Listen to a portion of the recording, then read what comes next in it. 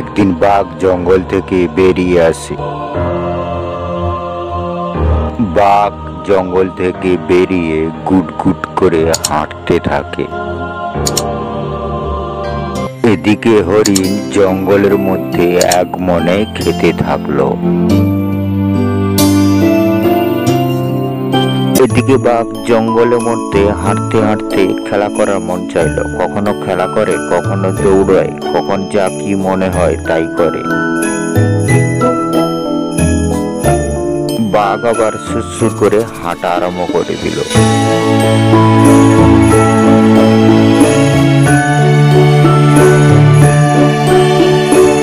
বাঘ এদিকে হেঁটে যেতে গম্ভীর আওয়াজ দিয়ে উঠল,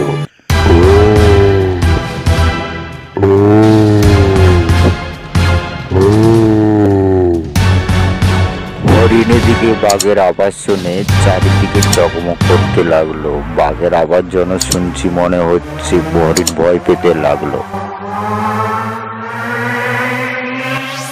হরিণ ভয় পেয়ে ভয়ে হাঁটা আরম্ভ করলো। হাঁটতে হাঁটতে চলে গেল হরিণ। হরিণ যেতে যেতে আবার ঘাস খেতে লাগলো।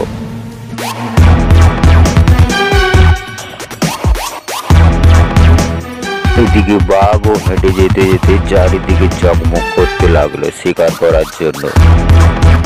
বাঘ কিছুক্ষণ পরে গর্জন দিতে লাগলো।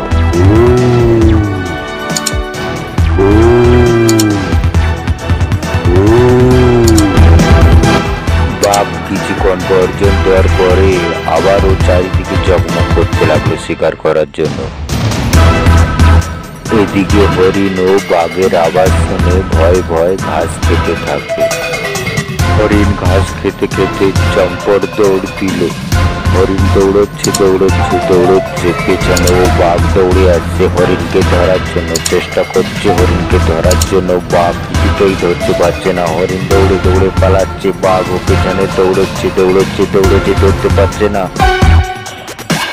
হরিণ দৌড়চ্ছে বাঘ ও পেছনে দৌড়চ্ছে।